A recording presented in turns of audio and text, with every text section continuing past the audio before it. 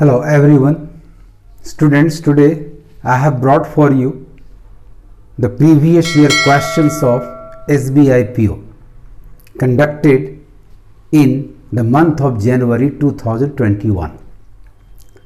The first question is selecting the appropriate phrases or clauses from each of the two columns, making grammatically and contextually correct sentences और statements. आइए देखते हैं। Question number 1 column A के parts हैं।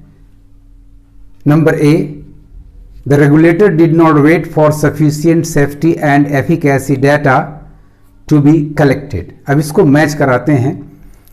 तो the regulator did not wait for sufficient safety and efficacy data to be collected. The opaque nature of the approval process has done little. अब यहाँ did not wait है, the opaque nature of the approval process has done little, ये भी आपका negative जा रहा है, तो ये मैच नहीं कर रहा है। अब इसको कॉलम बी के ई पार्ट से मैच कराते हैं। The regulator did not wait for sufficient safety and efficacy data to be collected and did not, देखिए मैच कर जा रहा है, and did not share information, ना तो वेट किया कलेक्शन के लिए, and did not share information about the clinical trials before granting approval. यानी आपका ए के साथ एक पेयर बन रहा है ई का, और ऐसा ऑप्शन आपके पास अकेला में नहीं है। बाकी ऑप्शन ए छोड़कर सारे में दो और अंत में 3 सेंटेंसेस या स्टेटमेंट्स आ रहे हैं। आइए नंबर बी को देखते हैं। If there is already some degree of apprehension about the safety and efficacy of कोविड-19 वैक्सीन्स, अब इसको मैच कराते हैं नंबर डी से।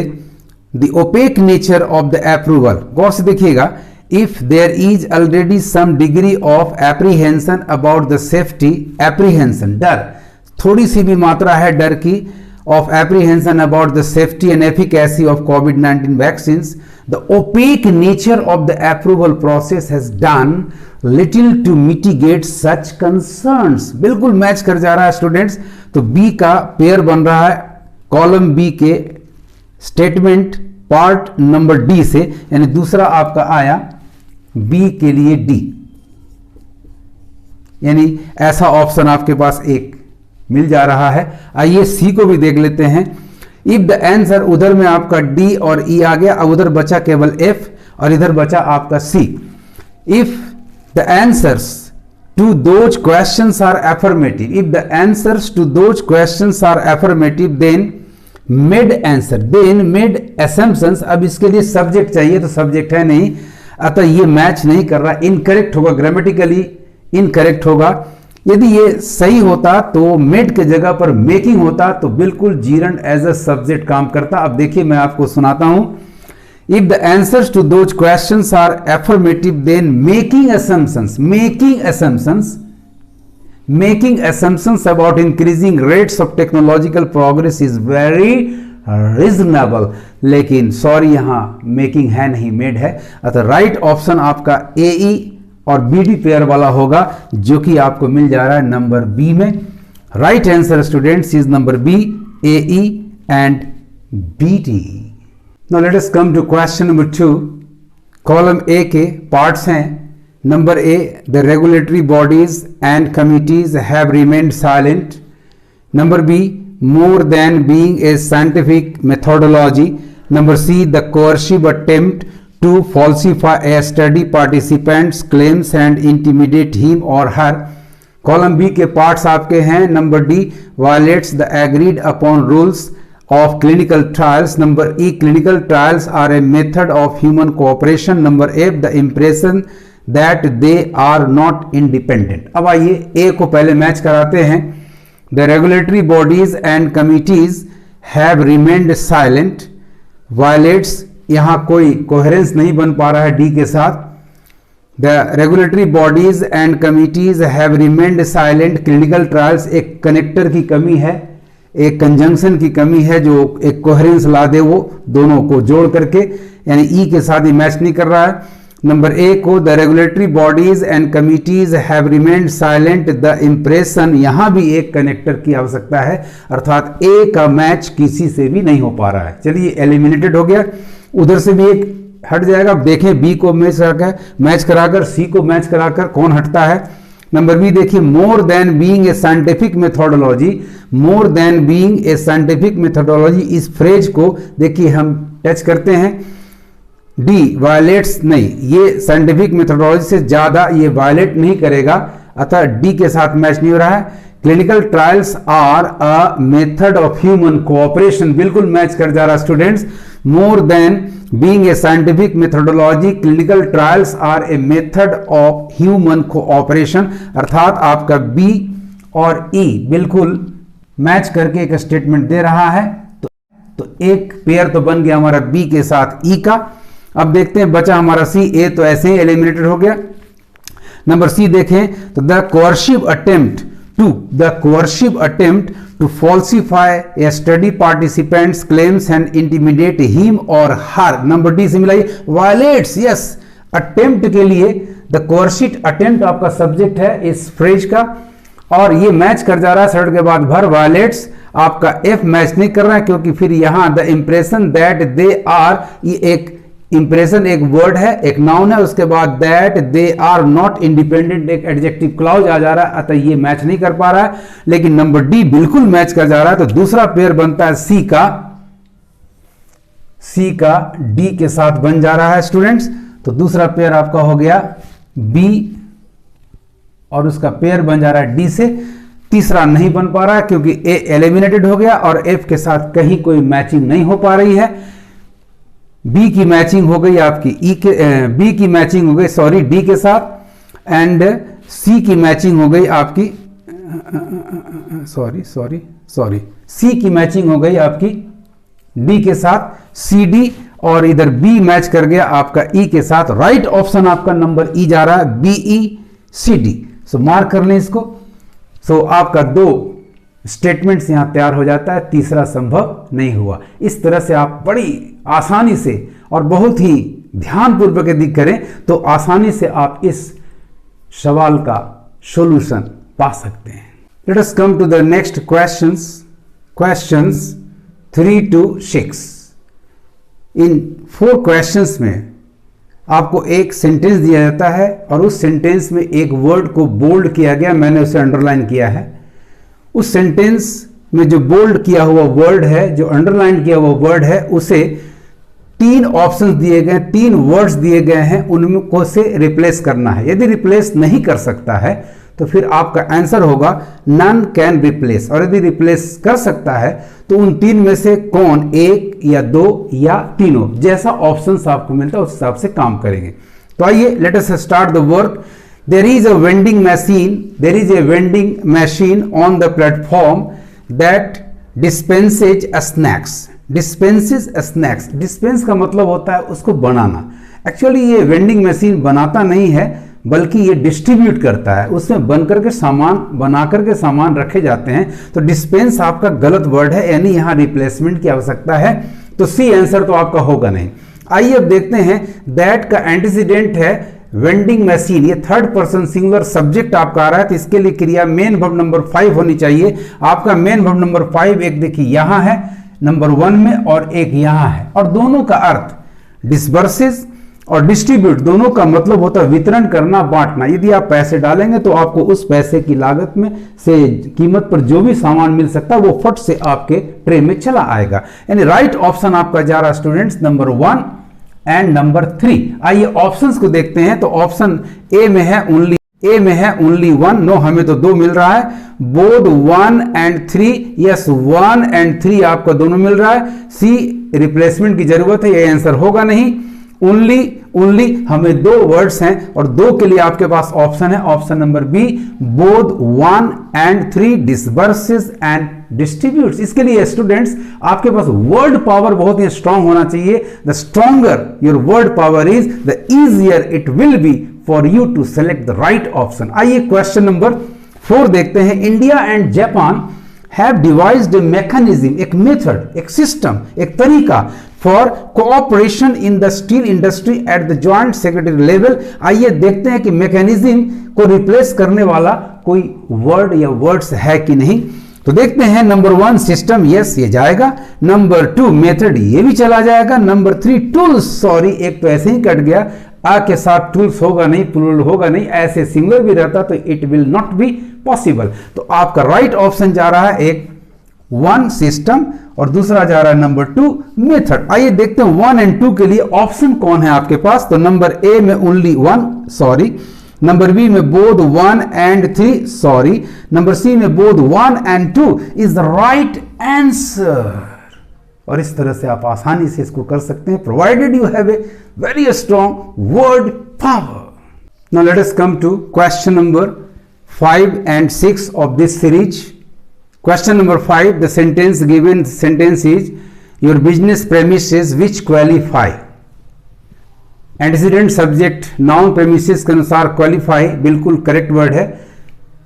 For business asset paper relief have become too crammed, वो काफी क्रैम्ड हो गया है। बट क्वालिफाई को रिप्लेस करना यहां संभव नहीं। अब देखें ऑप्शंस, वर्ड्स क्या कहते हैं।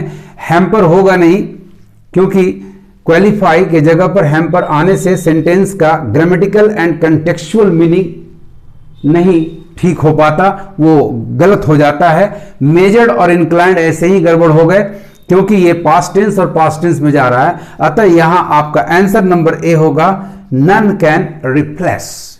Let us come to question number 6, the misuse of the governor's office to undermine duly elected state governments is a particularly mischievous disruption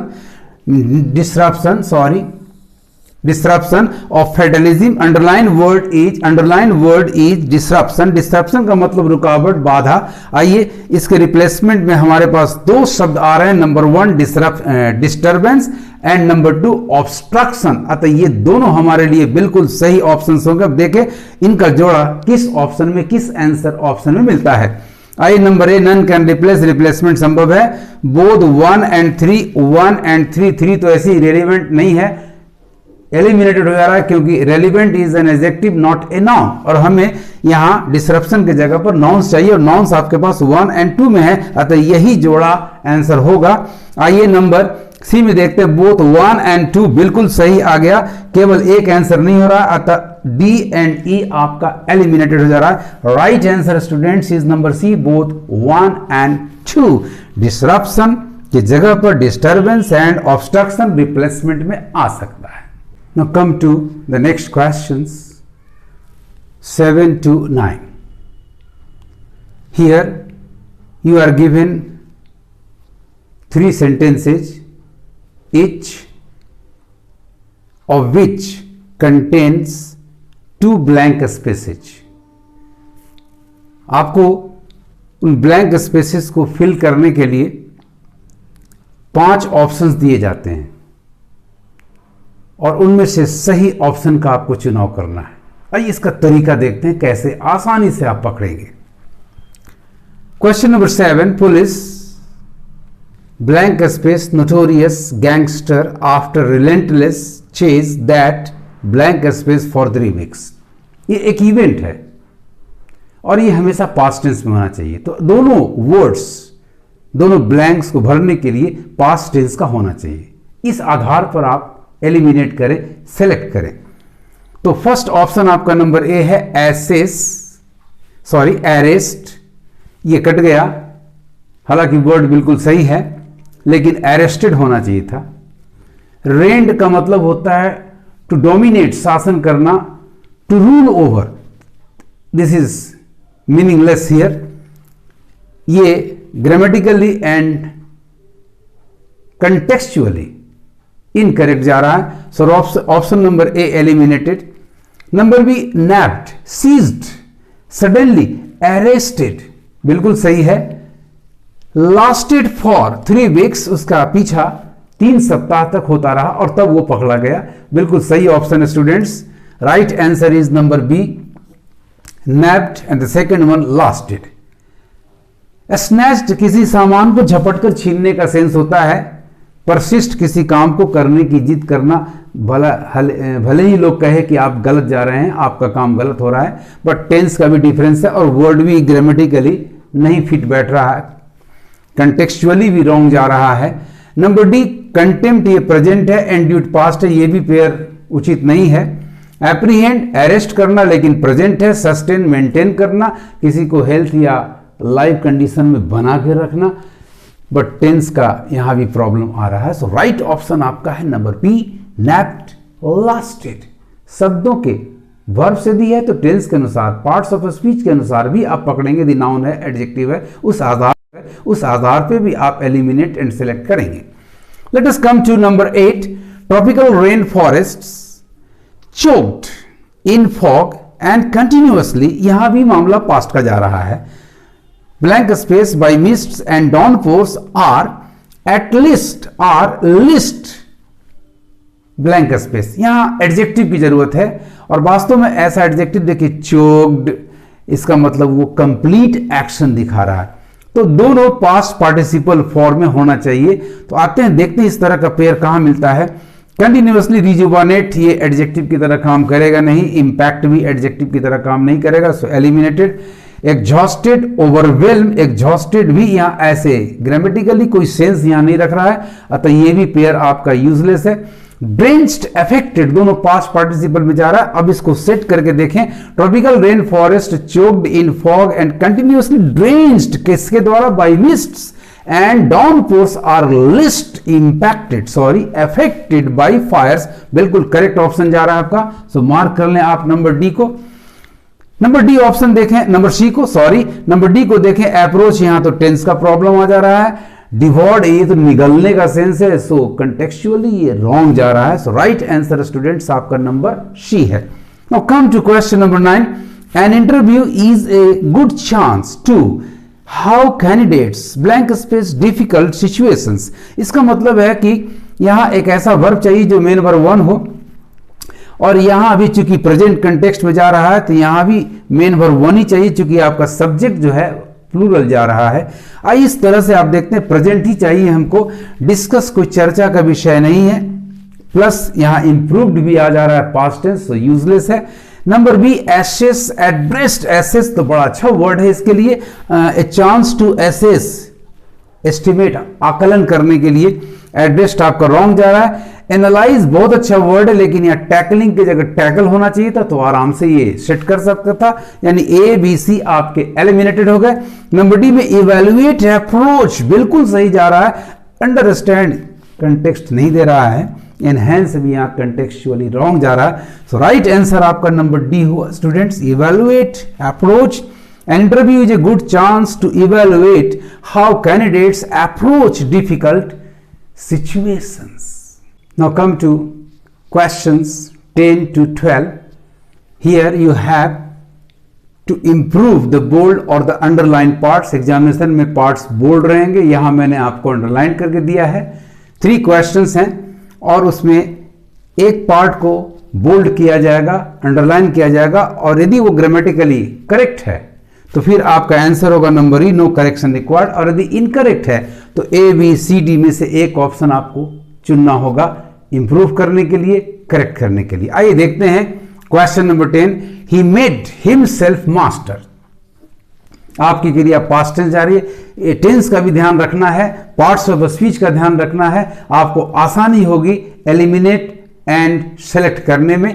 He made himself master of practically every branch of medieval learning and had, error है, tense match नहीं कर रहा है। A thoroughly knowledge, knowledge एक noun है तो इसकी qualification, इसको क्वालिफाई करने के लिए एडजेक्टिव चाहिए, जबकि thoroughly आपका एडवर्ब है। So this part needs improvement। आइए ऑप्शन सिलेक्ट करें जहां आपको हैज की जगह हैड मिले और thoroughly की जगह एडजेक्टिव फॉर्म थॉरो मिल जाए। आइए ऑप्शन देखते तो number A, having a thorough knowledge of, has had a thorough knowledge to, यहां थॉरो नॉलेज मिला बट यहां वर्ब की गलती जा रही है। हैज हैड ये तो बिल्कुल यूजलेस हो गया, प्लस यहां प्रीपोजिशन भी डिफरेंट कर रहा है। कनेक्शन के लिए, रिलेशन के लिए प्रीपोजिशन ऑफ होता है। आइए ऑप्शन सी, हैव मैच नहीं करेगा, एक तो टेंस डिफरेंट है प्लस ही के साथ ये एग्रीमेंट भी इसका नहीं होगा। थॉरोली फिर एडवर्ब आ गया, for preposition is not correct here, क्योंकि फॉर आपका पर्पस दिखलाता है। Number D, had a thorough knowledge of, this is the right answer, mark it as an answer, had a thorough knowledge of. Now come to question number 11, Jenny has been found guilty for intentionally inflicting malware in over 20 million phones by a Chinese code. Remember, guilty का असर, वास्तव में adjective guilty का असर अंदर की ओर हो रहा है, अर्थात सब्जेक्ट की ओर हो रहा है। जब भी किसी एक्शन या एडजेक्टिव का इफेक्ट इनवर्ड हो, टुवर्ड्स द सब्जेक्ट हो, तो क्रिया प्रीपोजिशन हमेशा ऑफ होता है, फॉर नहीं। जब एक्शन या उसका इंपैक्ट बाहर की ओर जाए तो प्रीपोजिशन टू का प्रयोग होता है। तो यहां प्रॉब्लम है, फॉर में एक इधर है, बाकी आपका करेक्ट जा रहा है। आइए ऑफ के साथ राइट ऑप्शन हम सिलेक्ट करें तो आपका ऑप्शन नंबर ए है, हैड बीन, ये गलत हो गया। एक तो टेंस आपका पास्ट हो गया है, दूसरा प्रीपोजिशन फॉर है। नंबर बी में has been found guilty of, बिल्कुल करेक्ट ऑप्शन है, इसको मार्क कर लें। C has been found being, ये यूजलेस जा रहा है, रॉन्ग हुआ। हैव होगा नहीं, नो करेक्शन रिक्वायर्ड, संभव नहीं। So right answer student number B, has been found guilty of. Now let us come to question number 12, many people believe that voluntary bodies as they are today should not entrusted with, आपका subject many people passive जा रहा है, तो क्रिया passive होनी चाहिए। Modal verb should के साथ, किसी भी मॉडल वर्ब के साथ पैसिव वर्ब बनाने के लिए आपको बी प्लस मेन वर्ब 3 की आवश्यकता होती है। मेन वर्ब 3 इंटरेस्टेड तो है, लेकिन यहां बी का प्रयोग नहीं किया गया, so it requires correction, it requires improvement. आइए, होना चाहिए था शुड के बाद नॉट बी इंटरेस्टेड विथ, चूंकि अटैचमेंट दिखलाता है तो विथ प्रीपोजिशन आपका करेक्ट है। Be not be interested with, देखिए किस ऑप्शन में जाता है, तो नंबर ए को पढ़ें, be interested not with, not का स्थान गलत जगह पर होना चाहिए था, नॉट बी इंटरेस्टेड विथ। चलिए एलिमिनेटेड हुआ, not be interested, not be interest होगा नहीं, मेन वर्ब 3 पास्ट पार्टिसिपल चाहिए। Number C, not being, being की जरूरत नहीं, मॉडल वर्ब कभी बीइंग नहीं लेता पैसिव में। Number D, not be interested with is the right answer to the question. इस तरह से स्टूडेंट्स आप इंप्रूवमेंट, रिप्लेसमेंट, रैपिड फिगर्स, जो भी क्वेश्चंस हो बड़े ध्यान से पढ़े, very easy to deal with, very easy to solve all the questions. Now come to the next question, 13 and 14. In these questions, you have been given 2 sentences. In each sentence, 4 words have been underlined. These words may or may not be in the correct order. You have to rearrange them in order to make grammatically and contextually correct statements. आइए देखते हैं कैसे इनको हम rearrange करें। Question number 13. The M&M's promise to directly pay women a monthly amount may be competitive. भाई paying amount competitive नहीं होगा। एज ए, यानी यहां पर कंपिटिटिव रॉन्ग वर्ड है। As a landscape to grab attention in an overcrowded highly viewed electoral strategy. अब गौर से देखिए आप, M&M's promise to directly pay women a monthly amount may be as a, यानी यहां पर व्यू करने का सेंस है, देखने का सेंस है। तो फर्स्ट आपका ए के जगह पर जो वर्ड है वो सी वाली होनी चाहिए, यानी व्यूड, मे बी व्यूड, यानी राइट ऑर्डर की शुरुआत सी से होगी।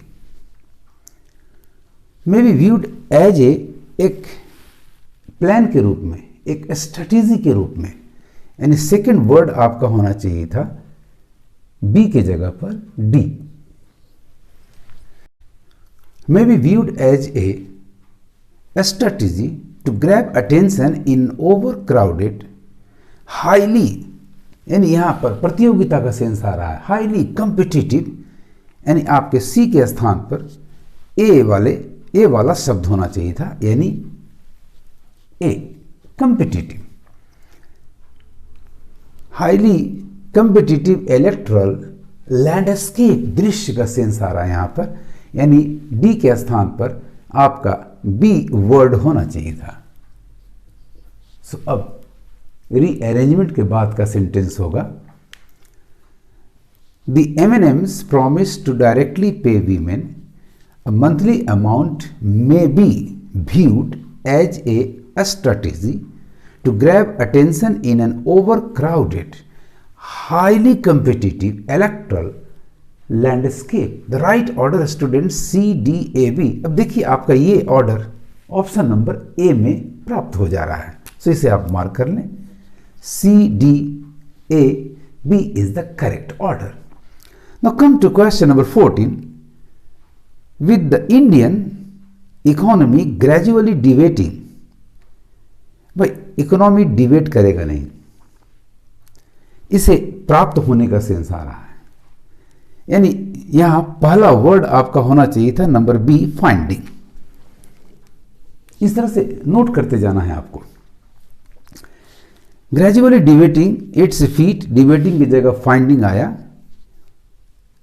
After a historic contraction economic commentators have, अब हैव फाइंडिंग तो होगा नहीं, इसके बाद मेन वर्ब 3 होना चाहिए, तो हैव के बाद मेन वर्ब 3 देखिए आपके पास नंबर डी में है बिजीड, और बिजी जब वर्ब होता है तो उसके बाद रिफ्लेक्सिव प्रोनाउन आता है that you are getting here.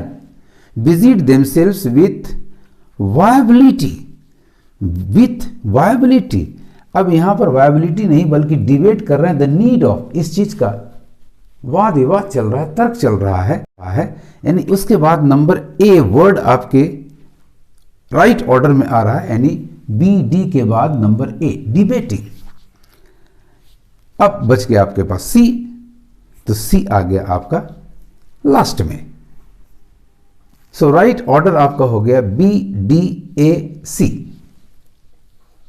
अब इसको रीअरेंजमेंट के बाद का सेंटेंस आपका होगा, with Indian economy gradually finding its feet, number B finding its feet after a historic contraction, economic commentators have busied themselves with उसके बाद ए आइए debating, with debating the need for physical expansion and the viability, number D वाला word यहां आना चाहिए, viability of a V-shaped recovery. Right order is B, D, A, C. Mark कर लें आप, number D is the correct answer. Now come to the next question. Question number 15, rearrangement of sentences. You have been given 6 sentences, A, B, C, D, E, F. They are in a jumbled order. You have to find out the correct order. आपसे पूछा जाता है which of the sentence will be the first, which the second, which the third. मैं आपको एक right order में इसको explain करता हूं, कैसे इसको आप पकड़ेंगे, कौन फर्स्ट होगा, कौन सेकंड होगा, कौन थर्ड होगा। शुरुआत करेंगे आप ए से। नंबर ए को पढ़े, दिस इज पार्टली लिंक्ड, आपका ये दिस रुकावट है, कौन सा? सो ये फर्स्ट सेंटेंस नहीं हो सकता। फिर सेकंड पे आ जाइए बी पे, embracing energy efficiency can be a win win solution as this, फिर आपको ये रोक रहा है और सीधे सॉल्यूशन की बात कहां से आ गई। नंबर सी पढ़ें आप, the Indian government has sanction liquidity relief to help discoms distribution power distribution companies to help discoms tide over this crisis, अब ये फिर देखिए दिस क्राइसिस में दिस आ गया, but these are just short term fixes, यानी C भी आपका फर्स्ट सेंटेंस नहीं होगा। द रूल्स, विच रूल्स, ऊपर में कहीं भी रूल्स की चर्चा नहीं हुई है। द वेल इंटेंशन रूल्स, फिर देखिए ये रुकावट डाल रहा है। इसका मतलब स्टूडेंट्स जब ई तक नहीं आया तो एफ निश्चित रूप से आपका फर्स्ट सेंटेंस हो गया। तो राइट ऑर्डर आपका हो गया first, the power minister are के Singh recently announce the electricity rules 2020, यानी पहला सेंटेंस आपका एफ हुआ। अब आइए इसको कंटिन्यू करें, कहां से ये कंटिन्यू हो रहा है, इसका सेकंड पार्ट क्या होगा, द पावर मिनिस्टर आर के Singh recently announced the electricity rules 2020। अब देखिए सीधे डी पर पहुंच जाइए, rules, the rules lay down, यानी दूसरा सेंटेंस आपका डी होगा। The rules lay down uniform performance standards for power distribution companies and make them liable to compensate consumers in case of violations.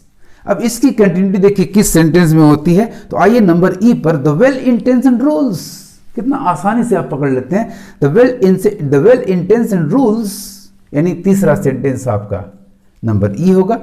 The well intention rules come at a time when Indian discoms are struggling to manage their finances. अब तब इसकी continuation देखिए number A में जा रहा है, this is partly linked to drop in payment rates as consumers are struggling to pay their bills amid rising consumption and tight finances.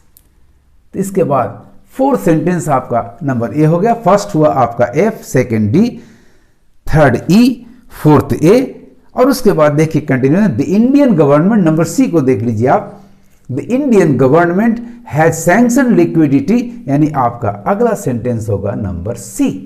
The Indian government has sanction liquidity relief to help discoms tide over this crisis but these are just short term fixes. अब C के बाद आपका एक बचा, तो number B आपका हो गया, embracing energy efficiency can be a win win solution as this can bring down household energy bills and reduce discoms financial stress. यानी right order students 1 2 3 4 5 6, F D E A C B, F D E A C B. इस तरह से आप हर sentence को ध्यान से पढ़ेंगे, कोई भी प्रोनाउन, कोई भी कंजंक्शन, कोई भी वर्ड हो जो उसको फर्स्ट होने से अर्थात उसके पहले कुछ आएगा, कोई सेंटेंस आएगा, उसको उस हिसाब से अरेंज कर लेंगे। It will be very easy for you. Let us come to the next questions from 16 to 19. In each of these questions you are given 4 sentences, one of which may or may not be grammatically incorrect. आपको उस incorrect sentence को पकड़ना है। यदि सारे sentences correct हैं तो your answer will be number E, all are correct. अब एक एक सेंटेंस के एक एक पार्ट को, वर्ड को ध्यान से पढ़ें। आइए शुरुआत करते हैं फर्स्ट सेंटेंस नंबर ए से। The government acknowledged that the form 27 format watch. आपका इंट्रोडक्टरी वर्ब एक्नॉलेज्ड पास्ट है तो यहां वॉच करेक्ट है। वॉच पर प्रॉब्लमेटिक एंड प्रोवाइडेड, ये भी पास्ट करेक्ट है। एंड अंडरटेकिंग किसको, to the court, to effect, positive sense में इफेक्ट आपका वर्ब होता है, नेगेटिव सेंस में अफेक्ट वर्ब होता है, it is correct. To effect appropriate amendments, आपका सेंटेंस नंबर 1 बिल्कुल करेक्ट है। Number B, opacity in communication is dangerous, कब होता है, when correct conjunction. There is high vaccine hesitancy, इस सेंटेंस में भी कहीं कोई एरर नहीं है, सो ये भी है, सो ये भी आपका करेक्ट है। आपका sentence number A correct, sentence number B correct. अब आइए सेंटेंस नंबर सी पर, हांगकांग शुड नो सूनर, याद रखें no sooner, Hong Kong should no sooner erase its colonial past with Beijing should demolish the forbidden city. याद रखें students, no sooner का pair correlative then होता है, विद नहीं होता, अतः ये आपका रॉन्ग है। सो आपका राइट आंसर हो गया नंबर सी। विद हटाकर आपको कंजंक्शन कोरिलेटिव देन का प्रयोग करना होगा। वी नीड टू, अब तो आंसर आपका मिल गया लेकिन फिर भी देख लेते हैं। We need to improve the availability and affordability of energy efficient appliances, this is also correct.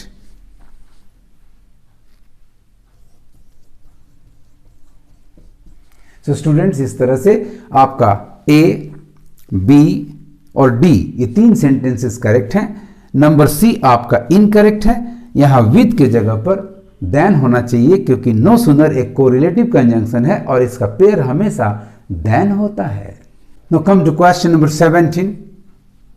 The four sentences are, number A, the growth conundrum that Kanti bhai and Suresh bhai plan to solve is perhaps the same which. याद रखें जब भी antecedent relative pronoun का सच या the same हो, यहां the same है तो कभी भी विच का प्रयोग नहीं होता, इसके जगह पर हमेशा रिलेटिव प्रोनाउन दैट आना चाहिए। तो आपका एरर पकड़ा गया, आपका सेंटेंस नंबर ए इनकरेक्ट है। और चूंकि एक ही सेंटेंस आपका इनकरेक्ट होगा, बाकी सारे के सारे करेक्ट हैं।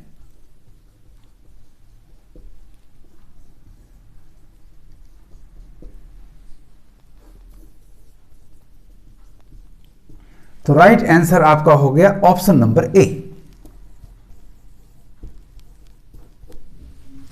इस तरह से आसानी से आप पकड़ सकते हैं। रिलेटिव प्रोनाउन याद रखना है, जनरली WH फॉर्म में होता है, विच होता है, हु होता है, हुम होता है, बट यदि एंटीसीडेंट द सेम या द सेम प्लस नाउन आ जाए तो जनरली रिलेटिव प्रोनाउन दैट होता है। यदि तुलना का सेंस हो तो फिर दैट के जगह पर एज होता है, बट यहां कंपैरिजन नहीं बल्कि रिलेशन का सेंस आ रहा है।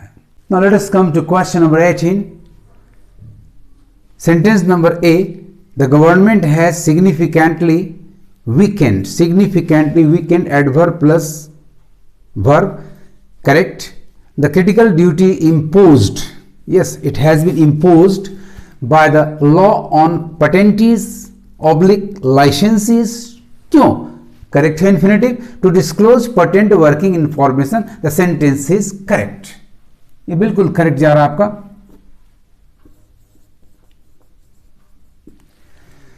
Number B, too much of strong leadership has robbed India, किस चीज से? Of its democratic exuberance and constitutional dynamism, sorry, it is also correct. Number C, core sectors recorded yet another contraction in November with cement and steel slipping back after a minor uptick, no error, correct. तो answer आपका clear हो गया, number D is the right answer. देखिए कैसे, मैं explain करता हूं। Number D, many of his pieces have designed, incised or in relief, and others are skillful decorated. नौ गौ से देखिए आपका डेकोरेटेड वर्ब है, वर्ब को मॉडिफाई एडवर्ब करता है, जबकि स्किलफुल आपका एडजेक्टिव है, इसके जगह पर होना चाहिए था skillfully, are skillfully decorated with gold and silver. Now let us come to the last question, question number 19. The four sentences are, number A, the gender gap in the agriculture sector will only widen, main verb number 1 will के साथ stress, ठीक है, widen क्रिया पर जा रही, only भी correct है। More with the current form laws, no error, it's correct. Number C, number B, journalism focuses, third person singular, main verb number 5, on surface contact, on a narrative of gloom that very good. चूंकि antecedent indefinite है तो relative pronoun that correct है। That forces, antecedent singular है तो forces singular verb correct है। Many people, that forces many people to avoid news altogether, correct sentence, no problem. Number C, journalism creates, correct verb, पैदा करता है, a better inform citizenry which, चूंकि ये non defining adjective clause जा रहा है, and का sense है इसलिए कॉमा बिल्कुल करेक्ट है, which in turn creates a better collective future, no problem, correct sentence. वाह, ए बी सी तीनों करेक्ट मिल रहा है। नंबर डी देखा जाए, there will possibly be, correct, possibly adverb को बीच में प्लेस किया गया वर्ब टू बी के पहले, there will possibly be unanimous, unanimous का उच्चारण यू का उच्चारण यू हो रहा है, यानी फर्स्ट साउंड वाई का आ रहा है, अतः ए करेक्ट है। अ यूनानिमस रिजेक्शन किस चीज का, तो ऑफ करेक्ट है। ऑफ द रिपब्लिकन ऑब्जेक्शंस किसके प्रति, तो टू भी करेक्ट है। जो बाइडेंस इलेक्टोरल वोट्स, ये भी करेक्ट सेंटेंस आपका है। All sentences are correct, so right answer is number E. सारे के सारे सेंटेंसेस करेक्ट हैं। सो इस तरह से स्टूडेंट्स मैंने केवल एक कंप्रीहेंशन क्वेश्चन को, जो कि काफी लॉन्ग होता है, छोड़कर लगभग मैंने सारे क्वेश्चंस जो 2021 के पीओ प्रीलिम्स में पूछे गए थे मैंने आपके सामने डील किया। आप ढंग से पढ़ें, तैयारी करें। Best of luck, thanks for watching my video.